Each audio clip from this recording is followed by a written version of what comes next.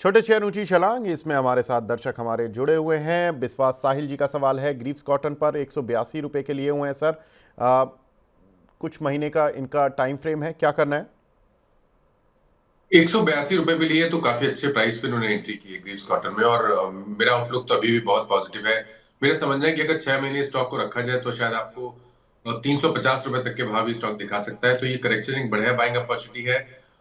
Investment के तौर पे आपको स्टॉप लॉस थोड़ा बड़ा रखना है, तो 214 रुपए के स्टॉप लॉस से पोजीशन बने रही है। 350 360 रुपए तक के टारगेट पॉसिबल है आने वाले 6 से 8 महीने के लिए। ठीक है, अंबर सिंह जी हमारे रेगुलर व्यूअर, वो बोल रहे हैं सर, हैथवे केबल में एंट्री ले सकते हैं क्या शॉर्ट टर्म के लिए? सर इसके रिजल्ट्स आते हैं जनरली 15 से 20 जनवरी के आसपास रिजल्ट्स आ जाने चाहिए। रिलायंस ग्रुप की कंपनी है, क्या करें? देखिए, आई थिंक वेट करना बेहतर रहेगा, क्योंकि कहीं पर कोई रिवर्सल के साइन नहीं है। लोअर टॉप लोअर बॉटम लगातार बन रहे हैं। और देखिए, रिवर्सल के लिए कम से कम 17 रुपए 50 पैसे के ऊपर की क्लोजिंग जरूरी है। अगर 17 रुपए 50 पैसे के ऊपर की क्लोजिंग देखने को मिले, तभी यहाँ पर खरीदारी करनी है, उससे पहले खरीदारी नहीं करनी है। ठीक है, आगे बढ़ते हैं। नरेश पामक जी का सवाल है, पटेल इंजीनियरिंग सर, इसके बारे में बताइए। 2 साल का इनका व्यू है। देखिए, कोई खास ट्रेंड नहीं दिखता। अगर हम वीकली चार्ट पे देखेंगे तो एक्चुअली यहाँ पर देखेंगे तो लोअर टॉप लोअर बॉटम बन रहे हैं। तो खरीदारी करने के मौके नहीं दिखते हैं। अगर आपने लॉन्ग पोजीशन बना ली है तो 44 का स्टॉप लॉस जरूर लगा लीजिए। जी, किरण जी पूछ रही हैं सर, विशाल मेगा मार्ट आईपीओ से होल्ड किया हुआ है, अब शॉर्ट टर्म का कुछ टारगेट बनता है क्या? काफी नया स्टॉक है मेरे पास, एक्चुअली चार्ट्स के दिख नहीं रहे हैं विवेक जी। सर जो भी शॉर्ट टर्म में कोई स्टॉप लॉस टारगेट, जो भी ऑन द मैं बेसिस ऑफ कोशिश कर रहा हूँ कि मैं अवेलेबल डेटा। चार्ट्स मैं चार्ट्स निकालने की कोशिश कर रहा हूँ। तो देखिए, बहुत कम डेटा है, लेकिन अगर एक स्टॉप लॉस लगा के चल रहा हो तो वो स्टॉप लॉस रहेगा 102 रुपए का। 102 के स्टॉप लॉस से आप बने रह सकते हैं। 110 111 के ऊपर सस्टेन करेगा तो फिर आपको 121 से लेकर 125 की रेंज में स्टॉक दिखा सकता है। ठीक है, विजय कुमार जी पूछ रहे हैं सर, पैसा लो डिजिटल 77 रुपए के लिए हुए हैं, क्या करें? होल्ड करें या एवरेज कर लें? पहला बार नाम सुन रहा हूँ उसका फिलहाल। ओके, तो देखिए यहाँ पर अगर हम देखें तो ट्रेंड नेगेटिव है। 200 डे मूविंग एवरेज के ऊपर स्टॉक ने अटेम्प्ट किया, लेकिन वहां पर सस्टेन नहीं हो पाया और वापस stock lower top lower bottom बनाने लगा है। आई थिंक यहाँ पर एग्जिट करना ज्यादा अच्छी स्ट्रेटेजी रहेगी, लेकिन करंट लेवल्स पे नहीं। गिरावट बढ़ी है करीब 2-3 हफ्ते में, तो एक उछाल का इंतजार करिए। 45 से 46 की रेंज में स्टॉक से निकलने की कोशिश करनी है और फ्रेश खरीदारी केवल 66 रुपीज के ऊपर ही करेंगे। जी, एक हमारे दर्शक हैं राहुल रे साहब, वो पूछ रहे हैं, बैंकिंग सेक्टर एंड टेक्सटाइल और हेल्थ केयर, कौन सा स्टॉक लॉन्ग टर्म के लिए रख सकते हैं इस with in these 3 sector sir? Bank, textile और हेल्थ केयर, इनमें ओके, कौन से स्टॉक्स होंगे जो सर रख सकते हैं? जी। तो देखिए, अगर हम बैंकिंग की बात करें और लंबे नजरिए की बात करें तो एचडीएफसी बैंक एक बहुत ही बढ़िया स्टॉक है, क्योंकि इसने वीकली चार्ट पे एक ब्रेकआउट होने के बाद कंसोलिडेशन दिखाया है। मेरे ख्याल से एचडीएफसी बैंक में आप बने रह सकते हैं लंबे समय के लिए। करीब करीब 1 साल का टाइम फ्रेम रखेंगे तो शायद आपको यहाँ पर 2200 रुपए तक के भाव भी एचडीएफसी बैंक दिखा देगा। हेल्थ केयर की जहां तक बात है, मेरे ख्याल से सन फार्मा एक बढ़िया पिक हो सकता है, क्योंकि यहाँ पर देखेंगे तो स्टॉक ने कंसोलिडेशन दिखाया था 20 वीक मूविंग एवरेज के आसपास। फिर रैली रिज्यूम हुई है, हायर टॉप से हायर बॉटम का ट्रेंड दिखने लगा है। 1700 के स्टॉप लॉस से यहाँ पर लॉन्ग टर्म के लिए एक पोजीशन बनाई जा सकती है, जहां अपने अपने टारगेट 2400 रुपए के आसपास के रख सकते हैं। इसमें शायद साल भर का समय लग सकता है। और तीसरा सेक्टर टेक्सटाइल का बताया। मैं एक्चुअली टेक्सटाइल में मेरे चार्ट्स नहीं देखे। ठीक है, कोई प्रॉब्लम नहीं है। राशिद अंसारी जी बोल रहे हैं सर, निफ्टी तो ऊपर आ गया लेकिन पोर्टफोलियो तो फ्लैट पड़ा हुआ है। राशिद साहब, हौसला रखिए। अभी पारी शुरू हुई है, मार्केट थोड़ा अभी ग्रेजुअली रिकवर होना शुरू हुआ है, तो अगर स्ट्रेंथ बनी रही तभी कुछ पोर्टफोलियोज़ में रिकवरी आनी शुरू हो जाएगी। एनटी हुसैन साहब बोल रहे हैं, मैं मनी 9 का रेगुलर व्यूअर हूँ सर, जैकॉप पर शॉर्ट टर्म टारगेट पूछना चाहता हूँ, क्या करना चाहिए सर? आज काउंटर पिटा हुआ है, इसमें एक खबर भी है कि जो रिलायंस का जो लैंड मामला था नवी मुंबई का, उसमें कुछ वैल्यूएशन को लेकर सवाल उठे और उसके बाद इस काउंटर में गिरावट देखने के लिए मिली, क्योंकि इनका भी उसमें स्टेक है 32%। देखिए, मेरे ख्याल से तो कभी कोई उछाल मिले तो यहाँ पर निकलने की कोशिश करिए। एक बहुत ही अहम सपोर्ट था 290 रुपए का, स्टॉक ने उसको ब्रीच किया, उसके नीचे फिसला है, तो गिरावट बढ़ने के चांसेस ज्यादा लगते हैं। कम से कम शायद आपको 220 रुपए तक के भाव भी स्टॉक दिखा सकता है। कभी कोई उछाल मिले तो निकलने की कोशिश करिए। उछाल पे शायद आपको 270 280 की रेंज देखने को मिल सकती है, तो उस रेंज में निकलने की कोशिश करनी है और फ्रेश खरीदारी तभी करें जब ये 20 डे मूविंग एवरेज के ऊपर निकले, जो कि अभी के लिए 330 रुपए है। ठीक है, तो यहाँ पर थोड़ा सा प्रॉब्लम आती हुई जैकॉब के साथ, क्योंकि इस काउंटर में जब भी कोई बाइंग आती थी वो इसीलिए आती थी क्योंकि इनके जो नवी मुंबई में ज़मीन का जो वैल्यू थी उसको आंका जाता था। अब उसको लेकर सवाल उठ रहे हैं तो डेफिनेट सी प्रॉब्लम तो होगी। रितु शर्मा जी पूछ रही हैं टाटा कम्युनिकेशन सर 2148 रुपये के इन्होंने कुछ शेयर लिए हुए हैं लॉन्ग टर्म के लिए, क्या करना चाहिए? देखिए, जगह तो सही है जहां से स्टॉक सपोर्ट लेके एक बाउंस बैक दिखा सकता है, लेकिन अभी तक कोई भी इम्पोर्टेंट पॉइंट स्टॉक ने रिवर्सल का ब्रीच नहीं किया है। तो कम से कम 20 डे मूविंग एवरेज को तो ब्रेक करना पड़ेगा। 1750 के ऊपर निकलेगा तभी स्ट्रेंथ देखने को मिलेगी। बट आपने लॉन्ग पोजीशन बना ली है तो आप पोजीशन को होल्ड कर सकते हैं 1680 के स्टॉप लॉस से।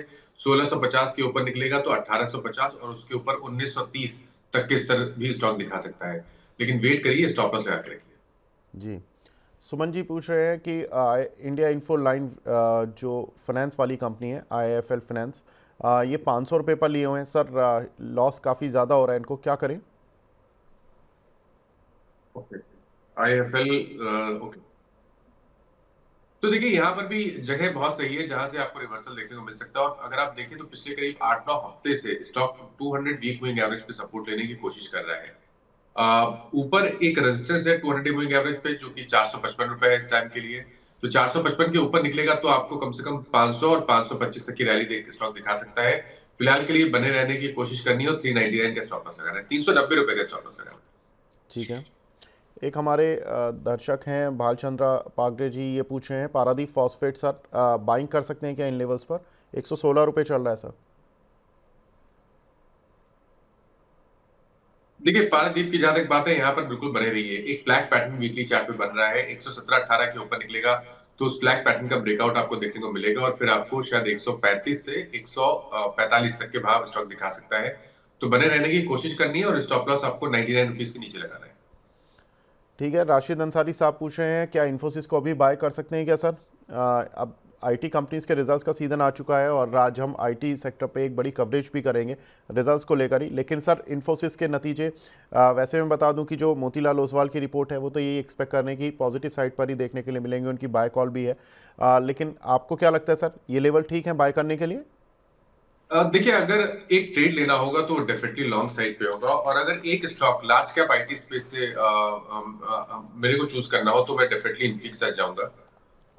नजरिया बड़ा रखिए, 3 से 6 महीने का टाइम फ्रेम रख के एक लॉन्ग ट्रेड लीजिए जहां आपके स्टॉप लॉस 1774 के नीचे रहेंगे और 2250 तक के टारगेट्स 6 से 8 महीने में इन्फोसिस दिखा सकता है।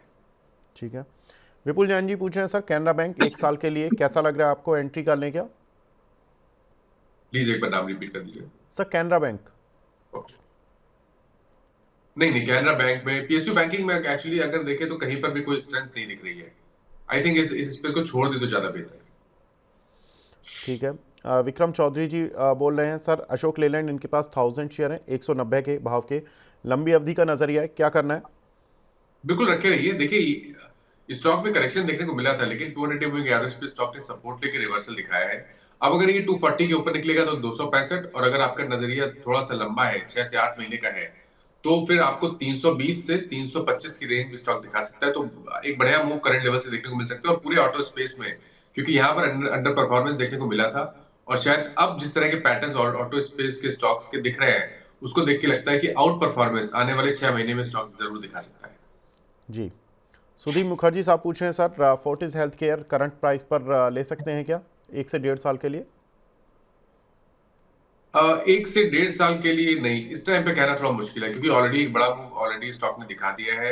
बट मैं ये जरूर बोलूंगा कि कहीं पर वीकनेस नहीं है, कहीं रिवर्सल के साइन नहीं है, तो अगर आपके पास है तो 650 के स्टॉप लॉस से पोजीशन को होल्ड कर लीजिए।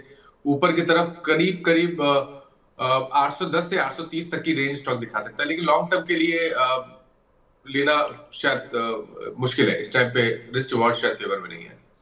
जी, एक हमारे दर्शक हैं खुशी मिश्रा जी, ये पूछ रही हैं PTL पर सर, PTL एंटरप्राइजेस के नाम से ये शेयर आता है NSE में, PTL यही NSE जी कोड है, 41 रुपये 90 पैसे चल रहा है सर, क्या करना जी, है इस पर?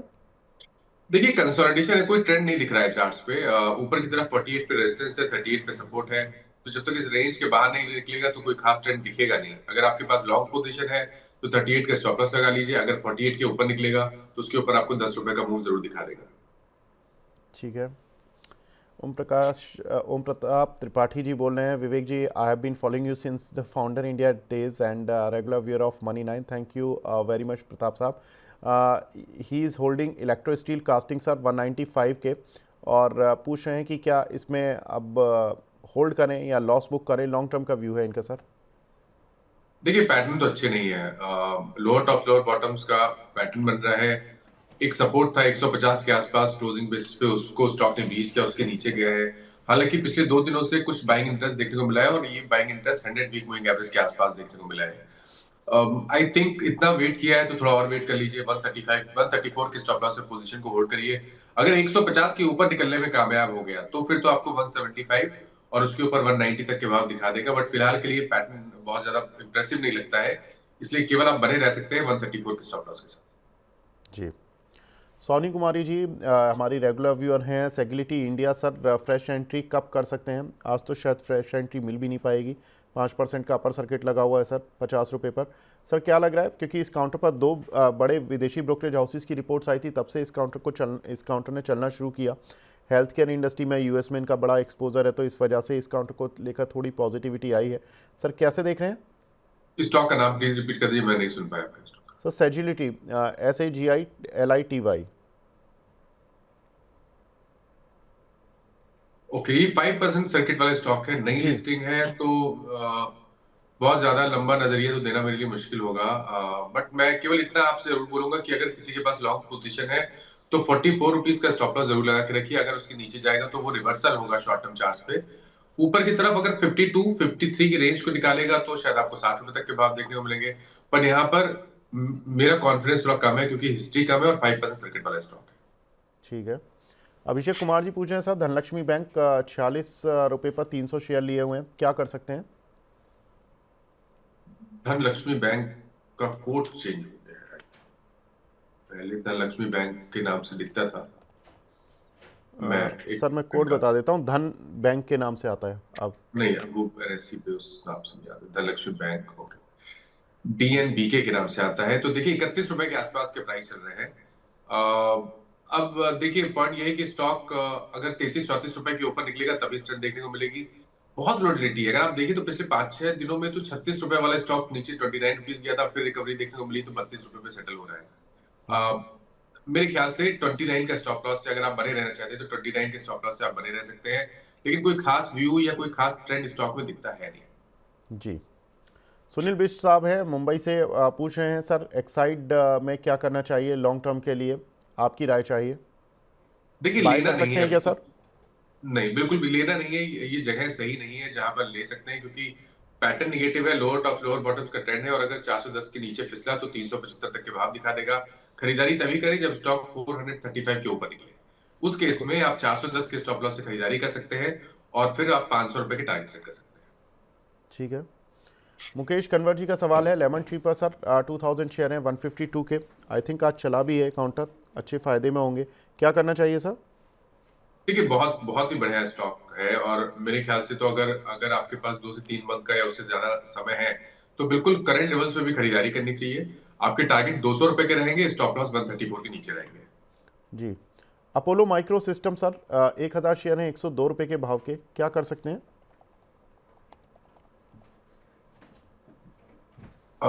ये 121 वाला स्टॉक है। जी सर बिल्कुल। जी, तो देखिए पिछले करीब 5-6 दिनों में एक बहुत ही बढ़िया स्मार्ट रैली देखने को मिली है और उस रैली में काफी ज्यादा वॉल्यूम देखने को मिले हैं।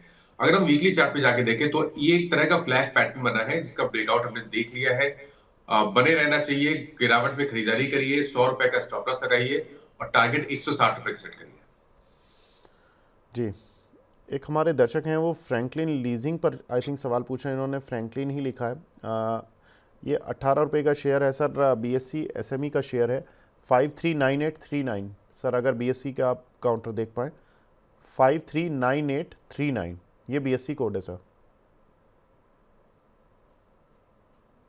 नहीं मैं नहीं ढूंढ पा रहा हूँ, ये शायद SME पर है तो सर नहीं, तो फिर छोड़ दीजिए। SME काउंटर्स को जहां पर वॉल्यूम्स ना हो वहां पर चार्ट्स ना देखे तो बेहतर रहेगा। बिल्कुल सर, क्योंकि इस काउंटर पर जो लास्ट रेट दिखा रहा है वो मुझे 20 दिसंबर का दिखा रहा है। लॉजिक नहीं बनता सर इसको चार्ट पे देखने का, क्योंकि 12 दिन के तो आपके पास प्राइस ही नहीं है। और एसएमई को आई डोंट थिंक कि कोई भी इतना क्लोजली ट्रैक करते हैं। अली भाई हैं सर, ममता मशीनरी के बारे में पूछ रहे हैं। अभी हाल की लिस्टिंग है, 630 रुपये पर लिया है। इनके पास लेकिन क्वांटिटी 1100 है सर, क्या करें? कोई एवरेज कर सकते हैं, कोई प्राइस है, या इसको सेल करके निकल जाएं? नई नई लिस्टिंग है मेरे पास। सर जितना डेटा है उतना बहुत बता दीजिए। बहुत विवेक जी, केवल 3 या 4 कैंडल दिख रही है उसमें, मैं नहीं देख पाऊंगा सीरियसली। चलिए कोई बात नहीं। एच सी एल टेक में सर 1750 रुपये पर बाइंग है। एक हमारे दर्शक हैं, लॉन्ग टर्म के बारे में पूछ रहे हैं सर। ज़्यादातर जो दिग्गज आईटी कंपनी है, विप्रो, इन्फोसिस टेक और माफ़ कीजिएगा टीसीएस, इन्फोसिस और एचसीएल, इनके रिजल्ट्स का तो मैं बता सकता हूँ कि थोड़े ठीक ठाक नतीजे एक्सपेक्ट कर रहा है स्ट्रीट। बाकी कंपनियों के नतीजों के बारे में हम विस्तार से बात करेंगे अभी। क्या करें सर? 1750 के लिए हुए हैं। देखिए, स्टॉक ने ऑलरेडी आउट परफॉर्म किया हुआ है, आईटी क्षेत्र को आउट परफॉर्म किया हुआ है। 1300 से लेकर 1950 तक की रैली नॉन स्टॉप देखने को मिली है। अब फ्रेश खरीदारी की राय देना थोड़ा मुश्किल है, लेकिन अगर आपके पास लॉन्ग पोजीशन है तो 1824 के स्टॉप लॉस से आप पोजीशन में बने रह सकते हैं, और आपके टारगेट रहेंगे करीब करीब 2100 रुपए के एसएल में। हालांकि अगर एक स्टॉक लार्ज कैप में आईटी में चूज करना हो तो मैंने पहले थोड़ी देर पहले भी इन्फी का नाम लिया, वहां पर निवेश करना ज्यादा बेहतर रहेगा। बट फिर भी क्योंकि चार्ट्स अभी भी अच्छे लगते हैं, कहीं पर रिवर्सल के साइन नहीं है, इसलिए बने रहिए, स्टॉप लॉस ध्यान रखिए, 1824 का जरूर लगा लीजिए। जी, एक हमारे दर्शक हैं सुमित जी, ये पूछ रहे हैं गेल के इन्होंने 2000 शेयर लिए हुए हैं सर, 216 रुपये के भाव के, क्या कर सकते हैं ये? देखिए, एक स्टॉप लॉस लगा लें, केवल 180 रुपए के नीचे स्टॉप लॉस लगाइए। पैटर्न बहुत ज्यादा इंप्रेसिव है नहीं, लोअर टॉप लोअर बॉटम का ट्रेंड है, 200 मूविंग एवरेज के नीचे ट्रेड कर रहा है, तो स्ट्रेंथ तो आपको केवल 205 रुपए के ऊपर ही देखने को मिलेगी, बट एक सपोर्ट के पास में है, इसलिए 180 रुपए के स्टॉप लॉस से पोजीशन को होल्ड कर सकते हैं। ठीक है सर, एक हमारे दर्शक हैं सुषमा बिष्ट जी, ये पूछ रही हैं KRBL पर क्या टारगेट रख सकते हैं सर? आज खबर भी है कि गैर बासमती चावल एक्सपोर्ट को मंजूरी दी है, 10 लाख टन इंडोनेशिया में चावल जाएगा। आज काउंटर पॉजिटिवली रिएक्ट भी कर रहा है सर, क्या करें? देखिए, मार्च से अगर आप देख लीजिए तो 320 330 पे स्टॉक में रेजिस्टेंस फेस किया स्टॉक ने, और 270 260 पे सपोर्ट देखा है। तो जब तक इस रेंज के बाहर नहीं निकलेगा, कोई ट्रेंडेड कॉल नहीं रहेगा मेरे ख्याल से। अगर आपके पास पोजीशन है तो आप बने रह सकते हैं, 260 का स्टॉप लॉस लगा लीजिए। 330 के ऊपर निकलेगा तो 380 रुपए तक के टारगेट आप बिल्कुल सेट कर सकते हैं। ठीक है। मोहित जी पूछ रहे हैं sir, Bajaj housing finance 850 share है, 144 रुपये के भाव पे, क्या एवरेज कर सकते हैं इन लेवल्स पर? नहीं, एवरेज नहीं करना है। देखिए, पहली चीज, बहुत ज्यादा हिस्ट्री नहीं है तो बहुत लंबा व्यू नहीं दे पाऊंगा। शॉर्ट टर्म के हिसाब से भी वेट करना बेहतर रहेगा। 132 रुपए के ऊपर निकले तभी आपको एवरेज करना है, उस केस में 124 का स्टॉप लॉस लगाना है और 140 से 145 के टारगेट सेट करना है। ठीक है। और जियो फाइनेंस सर 300 शेयर है, 318 के, इसको लॉन्ग टर्म के लिए सोच सकते हैं या एवरेज कर सकते हैं क्या? देखिए, यहाँ पर भी सही समय नहीं है एवरेज करने का। एवरेज करना है तो 316 रुपए के ऊपर करना है। अभी तक का ट्रेंड नेगेटिव है। 290 रुपए का स्टॉप लॉस अपनी पोजीशन में जरूर लगा लीजिए, और अगर आप 315 के ऊपर खरीदारी करें तो स्टॉप लॉस आपके 304 रुपए के आसपास के रहेंगे। ठीक है सर, 318 के तो लिए ही हुए हैं, फिर एवरेज करने का तो अगर 315-16 के ऊपर करना है तो फिर तो एवरेज तो हो ही नहीं पाएगा। आगे बढ़ते हैं सर। एक हमारी दर्शक हैं अनीता गर्ग जी, MBL इंफ्रा पर पूछ रही हैं, 70 रुपये के लिए हुए हैं इन्होंने, क्या करें सर? होल्ड करें या सेल करें? स्टॉक का नाम प्लीज रिपीट कर दीजिए। MBL infra sir. ओके, कितने पे लिया हुआ इन्होंने? 70 रुपीज़ पर। ओके, तो देखिए, अभी तक का ट्रेंड तो पॉजिटिव लगता है, क्योंकि higher tops higher bottom weekly chart पे बहुत क्लियर दिखते हैं। स्टॉक करेक्ट जरूर हुआ था, लेकिन स्टॉक ने अपने 100 डे मूविंग एवरेज के आसपास सपोर्ट लिया। टाइम फ्रेम बड़ा रखें, 54 का स्टॉप लॉस लगाएं, और टारगेट आपको 85 के सेट। ठीक है। साबिया सईद जी बोल रही हैं हैप्पी न्यू ईयर सर, और आपको भी साबिया जी बहुत बहुत मुबारक नया साल। उम्मीद करते हैं आपका पोर्टफोलियो बहुत अच्छे से ग्रीन रन दिखाए, आपको अच्छा पैसा बने। IRB इंफ्रा और रेजिस लॉजिस्टिक्स का सर जनवरी मंथ का कुछ टारगेट बनता है क्या? आईआरबी इंफ्रा का, देखिए, आईआरबी इंफ्रा में अब ऐसा लग रहा है कि स्टॉक ने शॉर्ट टर्म बॉटम बनाया है 54 के आसपास। मेरे ख्याल से यहाँ पे चांस लेना चाहिए। अगर आपके पास लॉन्ग पोजीशन है तो 54 के स्टॉप लॉस से बने रहिए। 62 के ऊपर निकलेगा तो 70 या 72 रुपए तक के भाव स्टॉक दिखा सकता है। जी। एक हमारे दर्शक हैं पंकज गांधी साहब, ये पूछ रहे हैं गुजरात श्री ओसवाल सीट पर पूछ रहे हैं सर। श्री ओसवाल सीट पर इन्होंने कुछ शेयर लिए हुए हैं 31 रुपए के, क्या करें सर? मैं कोशिश कर रहा हूँ कि स्टॉक के चार्ट निकाल पाऊँ। नहीं, मैं बीएससी पे भी ढूंढने की कोशिश कर रहा हूँ। सर ये एनएससी पर ही है, ओसवाल सीड्स के नाम से ही आता है, 20 रुपए का शेयर चल रहा है।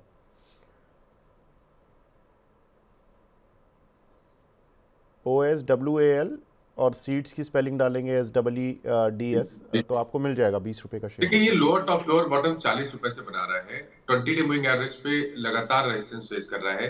तो जब तक 22 रुपए के ऊपर नहीं निकलेगा तब तक स्ट्रेंथ नहीं बनेगी।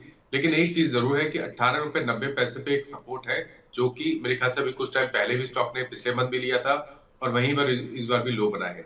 तो 18 रुपए 90 पैसे का स्टॉप लॉस लगा के रखिए, बने रह सकते हैं पोजीशन में, लेकिन स्ट्रेंथ आपको 21 रुपए 22 रुपए 50 पैसे के ऊपर ही देखने को मिलेगी। उस केस में आप 26 या 27 रुपए के टारगेट सेट कर सकते हैं। ठीक है। नीरज उपाध्याय जी पूछ रहे हैं सर, LIC हाउसिंग फाइनेंस 636 रुपए के कुछ शेयर लिए हुए हैं, क्या कर सकते हैं? एवरेज कर सकते हैं क्या इन लेवल्स पर? LIC हाउसिंग फाइनेंस में अब देखिए एवरेज करने का नहीं सवाल उठता, क्योंकि यहाँ पर लोअर टॉप लोअर बॉटम का ट्रेंड है, इंपॉर्टेंट मूविंग एवरेज के नीचे ट्रेड कर रहा है। ये सही है कि स्टॉक पे 100 वीक मूविंग एवरेज पे सपोर्ट है, जो कि 570 रुपए है, लेकिन कहीं पर भी कोई रिवर्सल के साइन नहीं है। तो रिवर्सल के लिए आपको इंतजार करना पड़ेगा 620 का। अगर 620 के ऊपर निकले तभी खरीदारी करें, उससे पहले खरीदारी नहीं करनी है। अगर आपने लॉन्ग पोजीशन बना रखी है तो 570 रुपए का 570 का स्टॉप जरूर लगा लीजिए। जी। एक हमारे दर्शक हैं वो नवकार कॉरपोरेशन पर पूछ रहे हैं, 169 रुपए के कुछ शेयर लिए हुए हैं, कि स्टॉप लॉस और टारगेट क्या रखना चाहिए सर? देखिए, लॉन्ग टर्म के लिए 139 के स्टॉप लॉस से पोजीशन को होल्ड करिए, 205 रुपए के टारगेट पॉसिबल है। आशीष मिश्रा जी आरती इंडस्ट्रीज के बारे में पूछ रहे हैं सर, 470 रुपए के 100 शेयर हैं, लॉन्ग टर्म का के लिए पूछ रहे हैं, एवरेज कर ले क्या इन लेवल्स पर? कभी भी कोई उछाल मिले तो यहाँ पर निकलने की कोशिश करिए, ट्रेंड नेगेटिव लगता है, स्ट्रेंथ केवल 475 रुपए के ऊपर ही देखने को मिलेगी। जी। वॉक एंड टॉक विद अंकित, इन्होंने जैकॉर्प पर पूछा सर, जैकॉर्प हम डिस्कस कर चुके हैं, लोअर सर्किट लग गया आई नो, लेकिन माना सर का मानना है कोई भी उछाल मिले तो आप निकलने की कोशिश करें। राहुल जैन जी का सवाल है अवंती फीड्स पर सर, 3 महीने का टारगेट पूछ रहे हैं, क्या करें? 3 महीने के हिसाब से अगर एक टारगेट सेट करने हो तो फिलहाल के लिए तो 775 के ऊपर के टारगेट देना मुश्किल है, स्टॉप लॉस 600 के नीचे ही लगाए। ठीक है। भानु प्रताप जी पूछ रहे हैं सर, रिलायंस पावर 2000 शेयर लिए हुए हैं, 11 रुपए के अच्छे प्रॉफिट में है, क्या करना है? स्टॉप लॉस लगाना है 39 रुपीज का, पोजीशन में बने रहिए, 52 रुपीज 54 रुपीज के टारगेट पॉसिबल है। जी। बालचंद्र पागरे जी पूछ रहे हैं सर, NHPC के 400 शेयर हैं, 107 रुपए की बाइंग है, लॉस ज़्यादा हो रहा है, क्या कर सकते हैं अभी? तो देखिए, कभी भी कोई उछाल मिले तो निकलने की कोशिश करनी है। फिलहाल के लिए पोजीशन में 75 का स्टॉप लॉस लगा ले, उछाल पे 84 86 की रेंज में निकलने की कोशिश करें और फ्रेश खरीदारी 90 रुपए के ऊपर करें। जी। कमलेश जी पूछ रहे हैं सर, पार्श्वनाथ डेवलपर के इनके पास 2500 शेयर पड़े हुए हैं, बहुत लॉस हो रहा है, क्या करें? मैं कोशिश कर रहा हूँ चार्ट निकालूं पार्श्वनाथ के, काफी दिनों से मैंने स्टॉक को देखा नहीं है तो। सर NSE BSE दोनों पर है, पार्श्वनाथ PARSV और नहीं नाथ नहीं, हाँ, 23 रुपये 50 पैसे पर चल रहा है सर, जी। PARSV। नहीं नहीं, इसके नाम से भी एनएससी पे नहीं मिल रहा है, मैं रुक जाइए, मैं बीएससी पे देखता हूँ। ओके, PARV के नाम से एनएससी पे है, 23 रुपए के प्राइस चल रहे हैं। इनलिक्विड काउंटर है, 5% की सर्किट वाला है, थोड़ा कॉशियस रहिए। फिलहाल के लिए टेक्निकल बेसिस पे 19 रुपए का आपको स्टॉप लॉस लगाना है, अगर 25 रुपए के ऊपर निकलेगा तो 29 रुपए तक के टारगेट स्टॉक दिखा सकता है।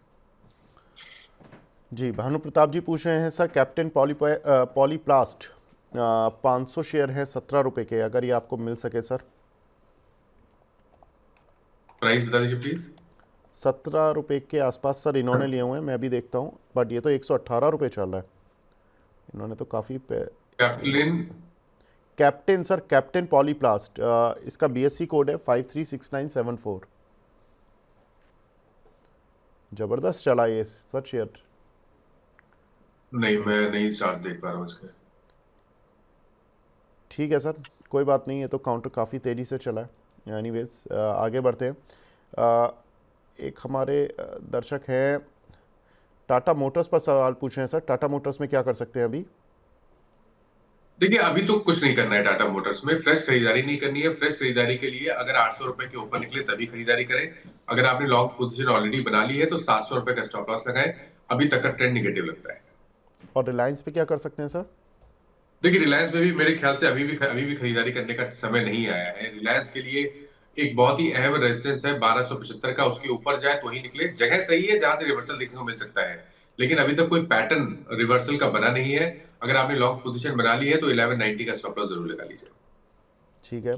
नूर नज़ीर साहब पूछ रहे हैं अदानी पावर सर 540 के लिए हुए हैं, क्या कर सकते हैं? पहला काम करना है 480 रुपए के नीचे स्टॉप लॉस लगाना है, और स्ट्रेंथ 580 रुपए के ऊपर ही देखने को मिलेगी जहां पर 200 मूविंग एवरेज है। अगर 580 के ऊपर निकला तो 660 के प्राइस दिखा देगा, बट फिलहाल के लिए कंसोलिडेशन है, इसलिए 480 के स्टॉप लॉस से बने रहिए स्टॉक में। जी। श्रेयस अग्रवाल सर पूछ रहे हैं अनंत राज पर क्या करें, 2 से 3 महीने का आउटलुक क्या है? तो व्यू तो बहुत पॉजिटिव है। जिस तरह का हायर टॉप हायर बॉटम बन रहे हैं, बिल्कुल पोजीशन बने रहना चाहिए। फ्रेश खरीदारी किराए नहीं रहेगी, लेकिन अगर आपने लॉन्ग पोजीशन बना ली है तो 749 के स्टॉप लॉस से बने रहिए। एक टेक्निकल टारगेट सेट करना होगा, तो फिलहाल के लिए तो 1010 का वो टारगेट होगा। जी। लास्ट क्वेश्चन सर आपसे रमज़ान श्री जी पूछ रहे हैं जोमेटो 300 रुपये के लिए हुए हैं, पीक लगाने के बाद नीचे आ गया है, अब सर क्या करें, होल्ड करें या लॉस बुक कर लें? होल्ड करिए, 250 के नीचे स्टॉप लॉस लगा के होल्ड करिए। 300 रुपए के आसपास एक रेजिस्टेंस है। अगर 300 का आंकड़ा स्टॉक ने क्रॉस कर लिया तब तो आपको शायद 375 तक के भाव भी दिखा देगा। ठीक है। मानस सर आपकी कुछ टॉप पिक्स हैं क्या? बिल्कुल, देखिए पहले तो जेके सीमेंट पे ध्यान है, क्योंकि यहाँ पर कंसोलिडेशन के बाद एक फ्रेश ब्रेकआउट देखने को मिला है। तो 4639 के स्टॉप लॉस से खरीदारी करेंगे। 4825 तक के टारगेट्स पॉसिबल है जेके सीमेंट में। दूसरा स्टॉक है चोला फाइनेंस का। यहाँ पर भी अगर आप देखेंगे तो काफी समय के बाद हमें कुछ रिवर्सल के साइन देखने को मिले हैं। 10 और 20 डे मूविंग एवरेज के ऊपर निकला है। करंट लेवल्स पे पोजीशन ट्रेड लेना सही रहेगा। 1209 के स्टॉप लॉस से खरीदारी करेंगे 1310 के टारगेट के लिए। ठीक है। तो मानस सर ने 2 कॉल दी हैं। मानस सर की अच्छी बात यही है कि धुआंधार पारी खेलते हैं सर के साथ, ऐसा लगता है जैसे कि मैं भी 2020 ही खेल रहा हूँ स्टॉक का। और बड़ी तेज़ी से काफ़ी सारे दर्शकों के सवाल पूरे हो जाते हैं। मानस सर इस खासियत के साथ बहुत बहुत शुक्रिया सर हमसे जुड़ने के लिए और थैंक यू। अपना समय देने के लिए। आगे बढ़ते हैं। अब हमारे साथ दूसरे खास मेहमान जुड़ चुके हैं। हमारे साथ अविनाश गोरखशाकर सर जुड़ चुके हैं, डायरेक्टर हैं प्रॉफिट फिन मार्ट के और साथ ही हेड ऑफ रिसर्च भी हैं। Avinash sir, very good morning sir. हाँ, गुड मॉर्निंग विवेक। सर पहले तो नए साल की बहुत बहुत बधाई आपको। हाँ, इनफैक्ट आपको भी और आपके पूरे टीम को विवेक। 2025 काफी उम्मीदों का साल है। मुझे लग रहा है कि ये साल में जो स्टॉक पिकिंग होगा, यानी जो गिने चुने स्टॉक्स है, वही इन्वेस्टर्स को पैसा बना के देंगे, क्योंकि इंडेक्स का तो मूवमेंट आने वाले दिनों में भी काफी वॉलेटाइल रहेगा। तो मेरे ख्याल से देखिए, अभी तो तीसरे तिमाही के रिजल्ट्स भी आएंगे। काफी न्यूज फ्लो मार्केट में अभी कंपनी स्टॉक स्पेसिफिक आएगा, तो मेरे ख्याल से स्टॉक स्पेसिफिक रवैया ही निवेशकों को अच्छा पैसा बनाएगा इस साल। बिल्कुल। तो इस बार वो रैली नहीं होगी जो कि ब्रॉड बेस रैली आप जिसको देखते हैं कि सारे स्टॉक्स चल रहे हैं, जो कि हमने 2023 में भी देखी, 2024 में भी कुछ हद तक सितंबर तक देखी थी, उसके बाद फिजल आउट हुई। तो अविनाश सर हमारी हेल्प ज़रूर करेंगे, हम तो उनको याद करते ही रहेंगे। आगे बढ़ते हैं। दर्शकों के और भी सवाल मिलते हुए हमें जा रहे हैं और उनके सवालों में आगे जो हमें मिल रहा है उसमें एक हमारे दर्शक हैं वो पूछ रहे हैं श्रद्धा एआई टेक 52 रुपये का शेयर है सर। अविनाश सर आप इस काउंटर को देखते हैं क्या, श्रद्धा एआई टेक को सर? नहीं, हम ये स्टॉक नहीं ट्रैक करते। कोई बात नहीं सर, मैं समझ ही रहा था क्योंकि ये बड़े थोड़े से अननोन काउंटर हैं। एक हमारे दर्शक हैं सर जुनिपर होटल पर पूछ रहे हैं आदित्य जी। इन्होंने 380 रुपये से 400 का कब तक टारगेट आएगा ये पूछ रहे हैं सर, कुछ उम्मीद है इस काउंटर पर? नहीं, मेरे ख्याल से देखिए, पूरा होटल सेक्टर में हमको लगता है कि तीसरी तिमाही काफी अच्छी रहेगी। और जो वेल एस्टेब्लिश्ड होटल्स हैं प्लस जो नीश होटल्स चलाते हैं, मेरे ख्याल से देखिए, अक्टूबर टू मार्च एक ऐसा पीरियड होता है जब होटल अपने रूम रेट्स बढ़ाती है, ट्रैफिक ज़्यादा आता है। और मुझे लग रहा है कि इस साल भी होटल कंपनीज के लिए बहुत अच्छा सीजन था। तो जुनिपर होटल्स का भी मैं अगर बात कर लूँ तो डेफिनेटली नया लिस्टेड स्टॉक है, लेकिन इनका जो पोजीशनिंग है वो काफ़ी अच्छा है। तो मैं समझता हूँ कि टारगेट आना कोई मुश्किल बात नहीं है, बट टाइम फ्रेम आपको कम से कम 6-12 महीना देना है, क्योंकि ये सारे स्टॉक्स सस्ते वैल्यूएशन पे चल नहीं रहे। तो कहीं ना कहीं आपको अगर 6 to 12 मंथ्स का टाइम फ्रेम लेके काम करना है तो डेफिनेटली होल्ड करिए। मेरे ख्याल से यहाँ से भी 10-15% का तो मूव कंफर्टेबली पॉसिबल लग रहा है। जी ठीक है। जसविंदर सिंह साहब पूछ रहे हैं सर, ट्रांसलेट लाइटिंग के शेयर के बारे में बताएं, क्या इनको इन लेवल्स पर सेल कर सकते हैं? इनके पास कुछ शेयर पड़े हुए हैं आईपीओ के, काफ़ी ज़्यादा गेन हुआ है आज। देखिए, ये नई लिस्टेड कंपनी है, बहुत अच्छी ऑर्डर बुक है, और मुझे लगता है कि जिस प्रकार का रिस्पांस इनको आईपीओ में मिला है। देखिए, मैंने पहले भी आपके चैनल पे कहा है कि जिन लोगों को शॉर्ट टर्म कॉल लेना है वो तो इमीडिएटली इनका शेयर बेच सकते हैं, लेकिन जिनको वेल्थ क्रिएशन करना है और अच्छी कंपनी में इन्वेस्टेड रहना है, क्योंकि ऐसी कंपनीज आपको निचले भाव पे बार बार मिलेगी नहीं। तो अगर एक क्वार्टर का नंबर्स के लिए आप इंतजार करें, क्योंकि दिसंबर क्वार्टर के नंबर्स आएंगे तो इनका भी थोड़ा बहुत अपडेट आपको मिलेगा, मैनेजमेंट की कमेंट्री भी सुनने को मिलेगी। तो मेरे ख्याल से होल्ड करिए। कंपनी अच्छी है और कम से कम मीडियम टू लॉन्ग टर्म के प्रोस्पेक्ट्स अच्छे हैं, तो अच्छी खासी कमाई इवन इस लेवल से भी बन सकती है। ठीक है।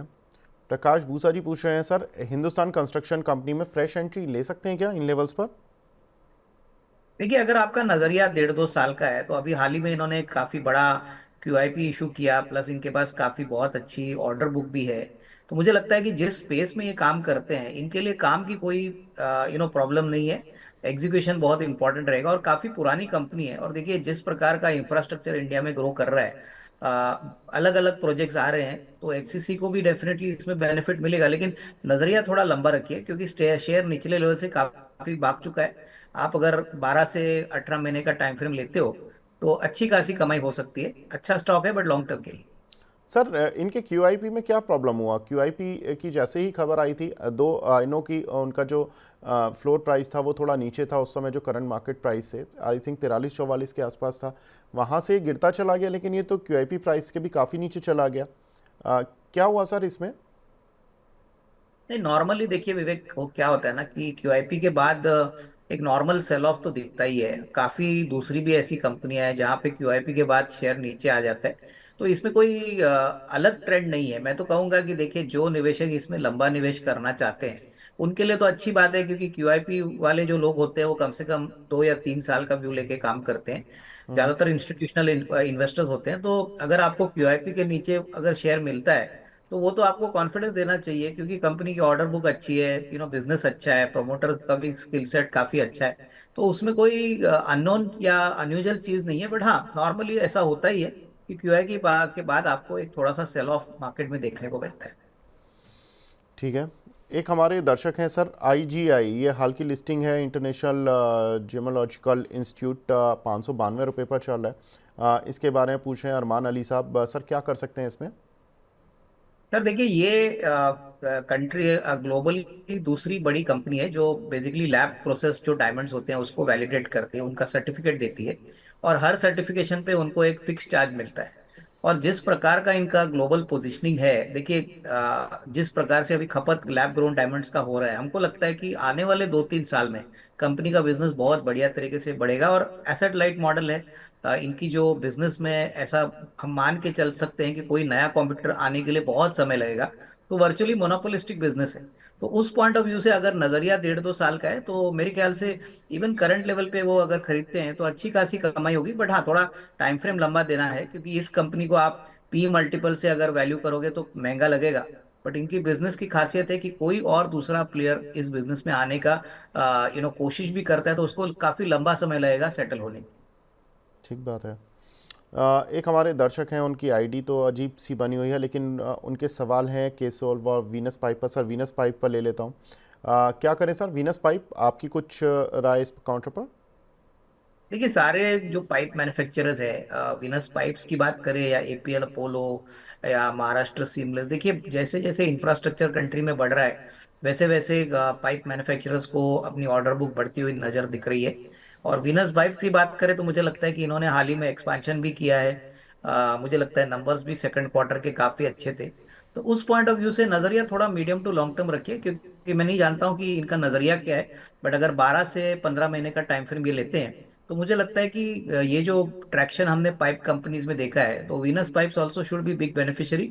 प्लस आने वाला बजट जो आएगा वो भी इंफ्रास्ट्रक्चर को, ऑयल एंड गैस सेक्टर को अगर थोड़ा सा बूस्टअप देता है, तो इसका फर्क और इसका बेनिफिट भी वीनस पाइप्स को मिलना चाहिए। ठीक है। रेक्सॉन गेमिंग के नाम से एक हमारे दर्शक हैं, उनका आईडी बना हुआ है, आईआरएफसी के बारे में पूछ रहे हैं सर। 1000 शेयर हैं 169 के। सर रेलवे बजट आ रहा है, मतलब बजट आ रहा है जिसमें रेलवे का भी पोर्शन होगा बजट में। उम्मीद कर सकते हैं रेलवे काउंटर्स जितना पिटे हैं कुछ रिकवर कर जाएं, क्योंकि इनको अभी भी नुकसान हो रहा है करीब 18 रुपये के आसपास का। देखिए मेरे ख्याल से जब तक कोई बड़ा ट्रिगर आईआरएफसी में नहीं आता है, क्योंकि देखिए ये शेयर मुझे याद है 25-30 रुपए में चलता था, उसके बाद इतना सिग्निफिकेंटली भागा, उसके बाद अभी अनलेस कोई नया ट्रिगर आता नहीं है, क्योंकि रेलवे बजट के बारे में तो सभी लोग जानते हैं कि 30-40% जो भी रेलवे का कैपेक्स होता है वो आईआरएफसी फंड करता है। तो मैं समझता हूँ कि देखिए शॉर्ट टर्म में तो डेफिनेटली रेलवे बजट इंपॉर्टेंट रहेगा, बट उसके बाद अगर कोई नया वर्टिकल या नया बिजनेस ये कंपनी करती है तो ही इसमें रीरेटिंग होगी। और नजरिया कम से कम 1.5-2 साल रखिए, क्योंकि अभी जिस लेवल पे इन्होंने एंटर किया है, मेरे ख्याल से देखिए नया अपमूव तभी आएगा जब कोई नया इंक्रीमेंटल ट्रिगर स्टॉक में देखने को मिलेगा, क्योंकि बजट की न्यूज तो मोरलेस सारे इन्वेस्टर्स ने डिस्काउंट कर लिए। तो यहाँ पे होल्ड करे, बट शॉर्ट टर्म में कोई बड़ी अपसाइड एक्सपेक्ट मत करिए। ठीक है। एक हमारे दर्शक हैं किंगडम किंगडम के नाम से उनका आइडिया सर, रेडिंगटन के बारे में पूछ रहे हैं, 163 के लिए हुए हैं सर। रेडिंगटन पर राय, क्योंकि आईफोन और जितने भी फ़ोन लॉन्च होते हैं उस समय काउंटर बजिंग हो जाता है, लेकिन इस बार आईफोन की लॉन्च के बाद ये काउंटर पिटता चला गया, हालांकि अब रिकवर भी हो गया, 200 पर आ गया, क्या करें? ये देखिए मेरे ख्याल से ये शेयर लंबी अवधि के लिए ही अच्छा है, क्योंकि इसका सबसे बड़ा जो कॉम्पिटिटिव मोड है, यानी जो यूनिकनेस है, वो उनका मार्केटिंग नेटवर्क है। देखिए ये कंपनी कोई ज्यादा बड़ी मार्जिन तो वो कमाती नहीं है, लेकिन बहुत सारे नए प्रोडक्ट्स अभी उन्होंने उनके फोल्ड में लिए हैं। आईफोन की बात तो ऑब्वियसली इनके लिए इंपॉर्टेंट है ये, क्योंकि इंडिया में आईफोन यही मार्केट करते हैं। बट मेरे ख्याल से बहुत ऐसे प्रोडक्ट्स है इलेक्ट्रॉनिक स्पेस में जो वो अभी अपने पोर्टफोलियो में ऐड कर रहे हैं। और एमएनसी कंपनी है, डिविडेंड भी अच्छा देती है, तो अगर नजरिया 1.5-2 साल का है तो ही इसमें निवेशित रहिए। शॉर्ट टर्म में कोई बड़ा ट्रिगर दिख नहीं रहा है। जी, सुहासनी खोंड जी का सवाल सर, डोनियर इंडस्ट्रीज़ पर है, इन्होंने 145 के कुछ शेयर लिए हुए हैं, क्या करें सर? 168 के आसपास चल रहा है, प्रॉफिट तो इनको बन रहा है, बुक करें या अभी रखें? नहीं, मेरे ख्याल से यहाँ पे होल्ड करें, क्योंकि देखिए आने वाला साल इनके लिए काफी अच्छा रहेगा। इन्होंने बीच में एक टेक ओवर भी किया था एक दूसरी कंपनी का, तो वहां पे भी मेरे ख्याल से ब्रांडेड सेल्स का कंट्रीब्यूशन मिलेगा। और प्लस कंपनी काफी अच्छा नंबर्स ऑलरेडी सेकंड क्वार्टर में दिखा चुकी है, तो पूरा साल भी FY 25 का अच्छा होना चाहिए। तो उस पॉइंट ऑफ व्यू से यहाँ पे होल्ड करें। मुझे लगता है कि देखिए ये अभी भी एक लो प्राइस्ड अट्रैक्टिव बेट है टेक्सटाइल स्पेस में, और काफी पुरानी कंपनी है। तो उस पॉइंट ऑफ व्यू से थोड़ा सा अगर इन्वेस्टर यहाँ पे इंतजार करके मीडियम टर्म व्यू रखता है, तो मुझे लगता है अच्छा खासा रिस्क रिवॉर्ड अभी भी मिलेगा।